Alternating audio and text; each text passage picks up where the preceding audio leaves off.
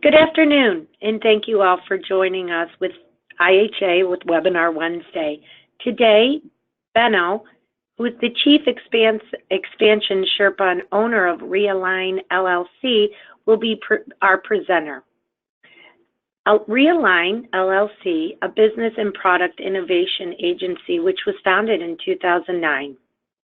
reALIGN expanded clients, market footprint into many new categories and a handful of channels in USA, Asia, and Europe. Prior to starting his own business, Benno served as executive or CEO of several PE-owned companies. He started his career as merchant and marketer for global retail brands in IKEA and in Pottery Barn. After moving to the U.S. from Germany with his parents in 1980, he earned a BS degree from Cornell University and fell in love with the country's entrepreneur spirit. Benno now lives in Cincinnati, Ohio with his wife and 2 daughters. It gives me great pleasure to introduce Benno. Thank you so much, Jenny. Welcome everyone to our third growth option webinar. I'm Benno, the Chief Sherpa and CEO of reALIGN. We like to think about the why behind reALIGN as we work with open minds and strong hands. We're really execution driven in terms of how we work with owners and executives on this third growth option approach. So I'm excited to share with you what that means and how that can help in your business. So the primary goal for the next 30-40 minutes is really to share a proven approach that is faster than internal organic growth and cheaper, less risky than acquisition. Feel free to stop me in the middle with ask questions, write them into the chat, and I'll try to get to them as I see them pop up, but we'll also do a Q&A at the end. So chances are your business today, it's either growing too slow or growing too fast, right? It's kind of like inventory. You either have not enough or too much. Growth is that way too. So you either need to create more growth or you need more resources to manage the growth. Either way, this third growth option, either way, you're in the right webinar, because the third growth option can really help both create growth and manage growth. So an example of a company that faced both challenges is on this slide here. On the left side, we're showing the company before they defined their third growth option approach. They hadn't really figured out yet. Sales had flatlined, margins were shrinking, therefore the profits, net income and the valuation of the company was shrinking. And they hadn't really figured out yet whether they could create growth by getting into new adjacent categories or maybe new channels of distribution, or maybe a better go-to-market process. You can see this orange bar on the left side of the page, right at the very beginning, or right in the third year. They spent just a tiny little bit on a growth investment in terms of a growth evaluation, which I'm going to explain later on. But then on the right-hand side, they applied the third growth option. They executed that third growth option. Sales ended up doubling from the $12 million range north of $26 million actually within 3 years. And even after paying for the growth investments, the value of the company grew dramatically, and the third growth option provided resources to manage that growth. So I'm going to give you just a little more of a sort of a 60, 1 or 2 minute introduction to myself beyond the sort of chronology biography kind of that Ginny kindly did. There are two concepts that when I think about it, when I introduce myself to folks like you on the webinar here, I think about two concepts. One, this idea of getting unstuck, and the other one of a growth mindset. So I moved to the US as a 16-year-old teenager, and I had watched my dad before moving from Germany, while we were still living in Germany. I watched him get unstuck in his career once he got to the United States. He built a very interesting organic venison business on a farm in upstate New York. Big move. There's a big story behind it. I'll happily tell you that story another day over a beer. But that move really instilled a growth mindset in me. And I think all of us get stuck at times. So I believe life and business are really about getting unstuck and then cultivating a growth mindset.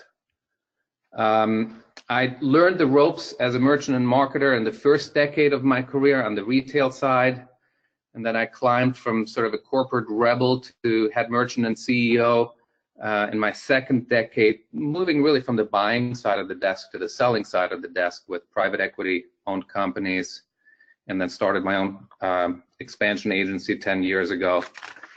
That journey, allowed me to travel all over the world, 35 different countries on 4 continents, and in my work-related travels, I ended up working, on factory floors in China, in Mexico, in India, all over the place, and that really instilled an unshakable belief in collaboration in me, and this idea of collaboration is an integral part to this third growth option. It can only work if we work together, sort of up, down, and across the business. So keep that in mind as we talk through it. Collaboration is key to making this happen. Let's get to the heart of it here. In this webinar, we're going to talk through what is a Sherpa and how can he or she help you grow. What is this third growth option? How do you optimize it? And then we'll walk through a real life case study, and very importantly, I'll take you through that first step to growing your business, which is a growth evaluation, and we'll walk through what that is and what that means. So we keep using the word Sherpa, right? The third growth option helps companies reach the next mountaintop. So the Sherpa image just seems to be apt, a good way to create that image of a local trusted guide, a collaborator. So for the third growth option to work, it requires a Sherpa, or sometimes several Sherpas, and you may already have one on your team, or this webinar and the definition that I'm going to put up on the screen here in a minute can help you identify a Sherpa or find one. So we think of Sherpas as experts in their native area who guide teams of climbers and help you reach otherwise unobtainable summits. In terms of experience, what makes a Sherpa, what kind of experience are you looking for in a Sherpa? You're really looking for a senior, experienced person, gritty. Down here, we use the words hungry, persistent, and gritty, with curiosity under pressure. they're really thinkers and doers, with an ownership mentality, who can guide and protect you through the process of adding an adjacent category or opening up a new channel of distribution. In terms of the responsibilities of a Sherpa, their responsibility is to write the roadmap, to create the roadmap. They don't wait for, hey, hand me a roadmap. Well, where do I go? No, you want a Sherpa who will create the strategy, and then engage others, engage the stakeholders.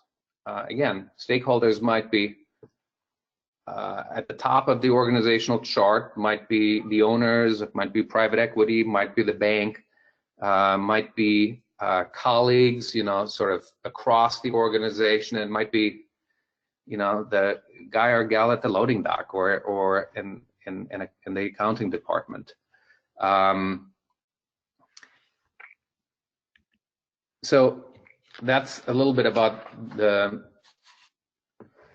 Sherpa. Let's talk through the third growth option.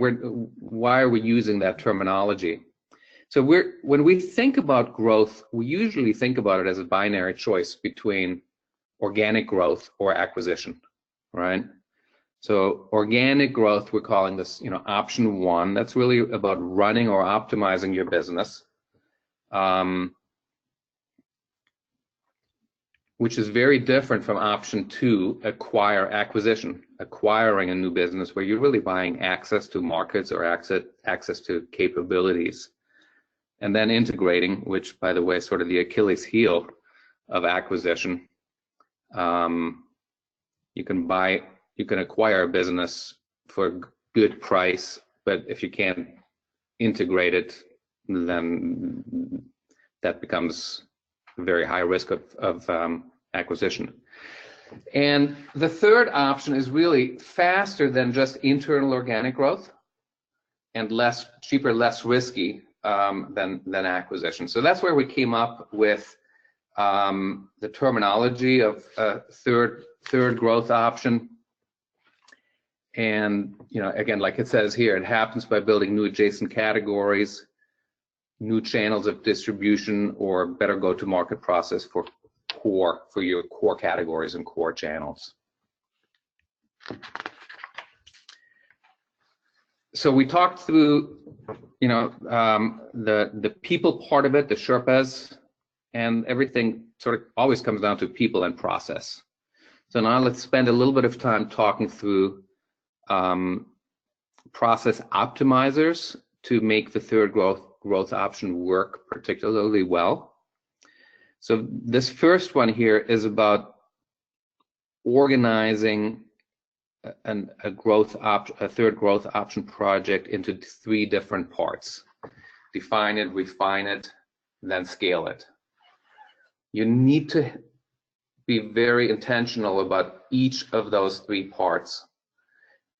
We've all heard the old adage, 85% of startups fail in the first 5 years.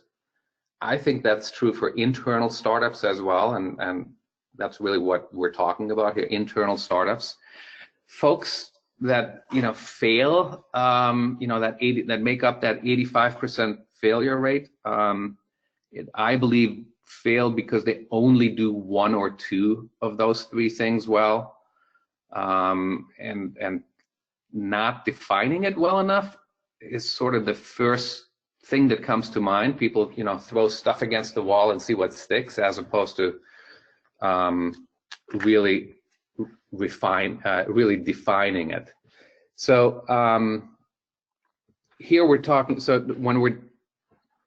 when we recommend define it really well, we're talking about define the opportunity, define the external market that this opportunity will come to fruition in, define the internal capabilities on your team. Again, you may have a Sherpa on your team and just not know it, or you may need to bring some additional resources in.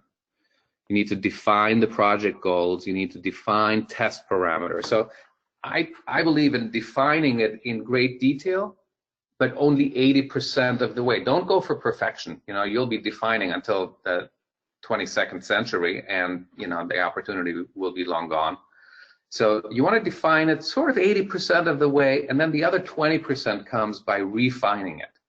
Test it, get feedback, test it again, get feedback, to get better and better.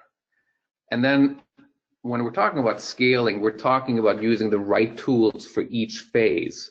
So when you're going from concept to the first revenue dollar, you know, maybe you get your first sale of, you know, $5,000 sale or $100,000 PO, whatever it is,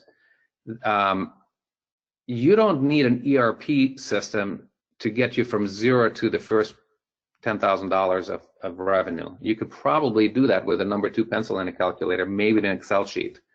But then when you're getting from, say, $1 million to $5 million worth of revenue, you'll surely need Excel sheets and maybe even pivot tables, but you probably won't need the ERP until you're trying to get from, you know, maybe from 5 million to $15 million or something.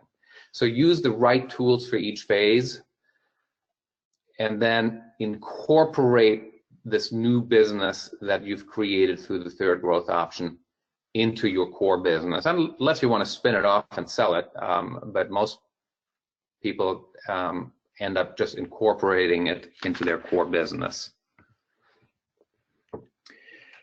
The number 2 process optimizer is to be very intentional about, are you focusing on the core or on new? So we think about it in terms of this 2/2 grid here, where on the bottom left you have core category, core channel, where, you know, you really just, you're going to tweak a few things within the core product maybe, but you're going to apply a better go-to-market process overall to the core category and core channel. And on the top right, you have everything new category, new channel, you know, more risky, potentially more rewarding. The third growth option can work in each of the 4 quadrants, but you know, it's important that you're very intentional about which quadrant your project will sort of play out in. The third process optimizer is about how do you prioritize different opportunities. So I like to see what my opportunities are, and we use this S.E.E. acronym to, you know, in a very simple way say, well, what is the size? What is the ease of entry? What is the ease of execution? Size of the market, you know, is it $1 billion market? Is it $100 billion market? And again, there's no right or wrong on the size. You can want to, you know, sometimes it's good to be a big fish in a small pond. Sometimes it's okay to have a bigger pond. Ease of entry, again, how easy or hard is it for you to enter that market? If it's easy for you and easy for everybody else, it's going to be very low barrier of entry, and it's going to be all about your ability to execute better than everybody else. So ease of entry is a very important attribute to think about. And ease of execution for you to profitably execute a strategy.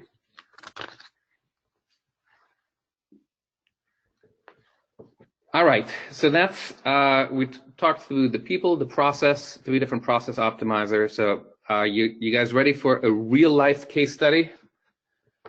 Let's do that. So here is a case study of a Midwest lighting distributor. They had hit a growth ceiling.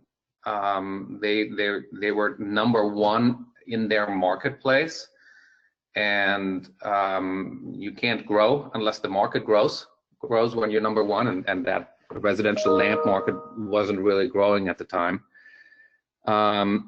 so they had picked a lot of, I mean, they had a lot of different ideas. In a way, they had too many ideas to grow outside of this one category.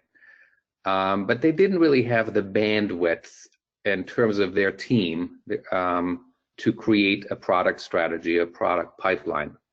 Because when you're number one vendor in a market, your team tends to be pretty busy. You know, they're sort of working 60, 80 hours a week just as a lighting distributor.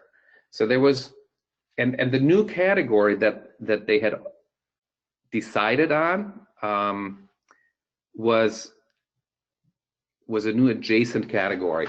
And to me, the best way to explain what is a good candidate in terms of a new adjacent category for this third growth option, I think about it as that category should be similar enough to your core business where it sort of fits into your wheelhouse. So for lighting, that happened to be furniture, because lighting and furniture, it's usually the same DMM head merchant, maybe sometimes even the same buyer is buying both categories. But it's different enough, with enough different wrinkles where you can't just say you can't expect the VP of product or the VP of sales, who's all about lighting, to say, hey, get me into this new category. We don't have a sourcing base for it. We don't have any factors that know how to do it. There's no sales or inventory visibility to, you know, manage the growth if and when it comes. So that was the situation that this distributor found itself in. You know, on the right-hand side, I'm listing a couple other reasons that could have led to the same type of case studies. You know, we work with companies that, due to the tariff situation, find themselves needing to add or tweak a category because the way it was made in China, you know, to do it in Vietnam or India, you got to do something different, or because they wanted to develop a new channel. There's lots of different ways to get to a place where you need to, where the third growth option can make sense. This was the situation of the lighting distributor. So how did it work out? We applied this third growth option, and in year one, the Sherpa went out and articulated a product strategy. The Sherpa created a market map, in other words, competitive shelf analysis, by price point, by style group, by retailer, you know, what kind of price, style, function should be shown to which retailer. In year one, there was production preparation in terms of, you know, finding factories, sourcing the product, this new category, costing the new category, pricing it, coming up with QC parameters. Again, they had lighting people that could QC lamps, but you need the QC folks with different information to QC a wooden table, for example. And in year one, the sales, this particular client used their lighting sales team that knew everything there was to know about lamps, but they needed support to be able to sell furniture, just product training. And lo and behold, in the first year, we tested it. We tested some new products, and we got from $0 to $3 million in new revenues in year one. Then in year two, it became about, what have you done for me lately? Hey, we need next generation product. We need more, you know, we think $3 million of revenue is great, but we think we can double or triple that. So we need more factories, we need more people, more Sherpas to do things. And so we threw more resources against it and got to $10 million of revenue in the second year. And then in the third year, there was one person in the organization who was particularly twitchy, I'll say, in a situation like that, where you grow from $0 to $3 million to $10 million in a 2-year period. Who is that? The CFO, right? CFOs love when things, grow, sort of predictably, and sort of 5 or 10% growth is good from a risk management perspective. When you're growing 30, 50, 100%, 120% a year, CFOs get a little twitchy. So we needed to add inventory controls, inventory visibility, financial controls, so disciplines that were very important to prevent SKU proliferation, to prevent getting overbought in a heartbeat. So each of the 3 years, the Sherpa or Sherpas had very different worries and had very different things to think about making happen or preventing from happen. So when I said early in describing the Sherpa, it needs to be sort of a senior, experienced person who's hungry, gritty, and persistent. You can see that the Sherpa is kind of a general management skill set as opposed to a single subject expert. And in this particular case, in the third year was even more successful than the first 2 years, and they were able to grow it to $26 million by the third year. So clearly, it was faster than just internal organic growth. Than if you had asked the lighting team to sort of moonlight and just also build this furniture business, I can't see. I will say it would have been impossible to get from 0 to $26 million in 3 years. Might have gone to a lower number, but not to that number. So it's faster than internal organic growth. And I know what this client paid was much cheaper than what they would have had to pay for a $26 million revenue business. So the way I look at it, if a dedicated, largely variable cost team can create a $26 million business in 3 years through this third growth option, why not, right? Why wouldn't you do that? So first step of any growth initiative, in my humble opinion, or not so humble, but anyway, is always to start with an evaluation. So we have a thing called the growth evaluation, and again, I'm sharing sort of open kimono to give you the tools if you want to apply this in your business. The growth evaluation is all about, look, listen, and learn into all parts of the go-to-market process. So this pyramid on the screen here, starts with the unique value proposition on the bottom, and then the internal processes and tactics or potentially bottlenecks that translate the value proposition into something that ultimately becomes sales tools that ultimately get bought, purchased by somebody in the marketplace. So the growth evaluations looks at all parts of this pyramid.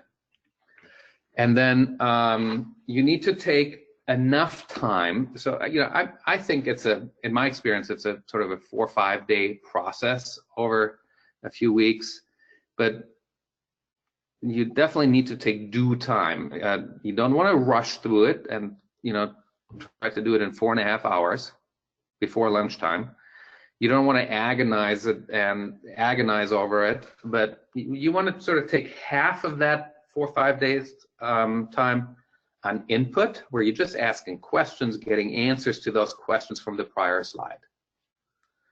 And then half of that time to write down a presentation to the stakeholders. Stakeholders, again, might be your boss, might be the CEO, might be board of directors, bank, who knows. And I recommend breaking that growth evaluation into the 3 parts here that we have as the bullet points. Describe the situation, the current situation. If you need that for alignment. If different decision makers describe or assess the situation differently, there will not be alignment, and it'll be very difficult, if not impossible, to execute. Number 2, you need to define the opportunity. Are you doing new category, new channel, better go to market? What part of, is it new or core? And very, very importantly, you have to dare to name the revenue goal. And people fight me on that all the time. They're like, well, we don't know. Well, we've never sold this, we've never done that. So how would we know? On the one hand. And on the other hand, you have, the more optimist, the optimists in the room will say, oh yeah, sure, it could be $100 million business. And I'm like, when? Not in 6 months, So you need to be very thoughtful and intentional about naming the revenue goal. I believe an ideal revenue goal or a minimum revenue goal should be at least $2 or $3 million worth of additional revenue within 2 years of, for this third growth option to work. If it's less than that, it becomes difficult to fund. And we've obviously, the case study I just gave you, was much higher than 2 or 3 million in the second year. And thirdly, you need to propose the execution steps. What activities? What are the W's? The who, what, when, why, how are required to turn that opportunity into reality. So that is the long and the short of it. So I'd like to open it up for, if there are any questions. Okay, Benno, I do have a few questions. One is, I have a possible Sherpa on my team. Fits a lot of the description you mentioned, but different in age and experience. How stringent is your definition? So the definition that I gave on the earlier slide, is one that sort of held true in the vast majority of our projects. There's always going to be an exception to any rule. So it kind of depends. And you'll be able to describe the ideal Sherpa after you did that growth evaluation, right? After you describe the activities that are needed to build the new revenue streams.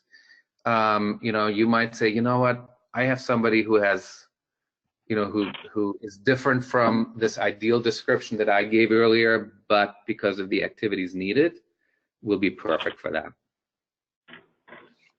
Great. Another question. We tried to expand into a new category and it was a failure. Do you have any watch outs? Don't wing it, right? I think the most important thing is, think about those process optimizers, and don't wing it without a growth evaluation. I believe the process of writing a growth evaluation and daring to name the revenue goal are key to making these types of projects successful. Okay. Another one is, what was the biggest failure of a third growth option project reALIGN has been involved in? Okay, so we've had scenarios over the years where a client had to drastically reduce the resources, midstream, and then they came to us and said, you know what, you guys did a great job in the growth evaluation, getting us sort of started with the roadmap, but we got it from here. We'll just do it ourselves. And so, sometimes that we've had one company where they've done okay with that for a couple, 2 or 3 years, But then I've seen it in others where, it just sort of removed the oxygen from the project more quickly. I think in the end, it comes down to the fact that even the most talented executives in the world cannot run a business and build a new business at the same time with the same resources. So I think the third growth option is really a solution to that problem. All righty. Another question we have, for example, was in the consumer segment, can this work in the industrial markets or other segments? Absolutely. I think this third growth option approach it's industry agnostic or sort of category agnostic, but the Sherpas are not, right? So I think it's always important to have a Sherpa who an industry veteran.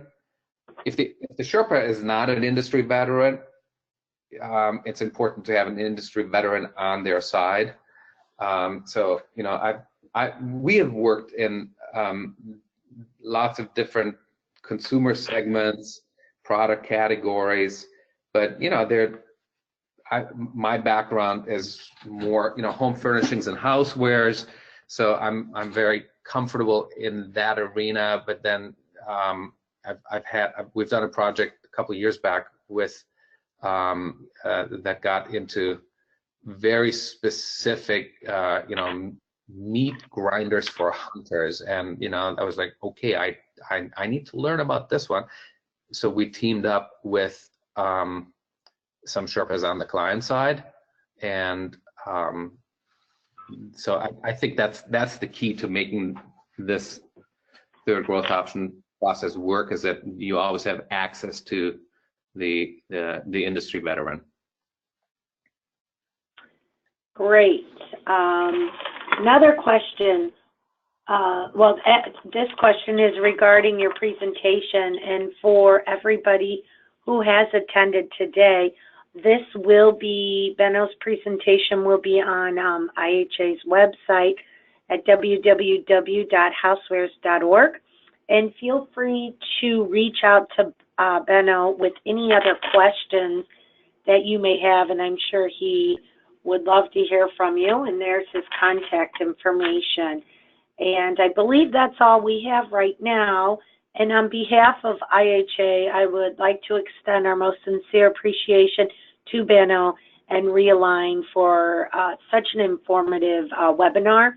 And thank you all for attending IHA's Webinar Wednesday. And we look forward to hearing back from you all. Thank you very much, and thank you again, Benno, who's been a great partner of IHA, and he was, which wasn't mentioned, he was one of our lead sponsors for our chess conference a couple weeks ago. So thank you all, and have a great week. Thank you so much. Bye-bye. Bye-bye.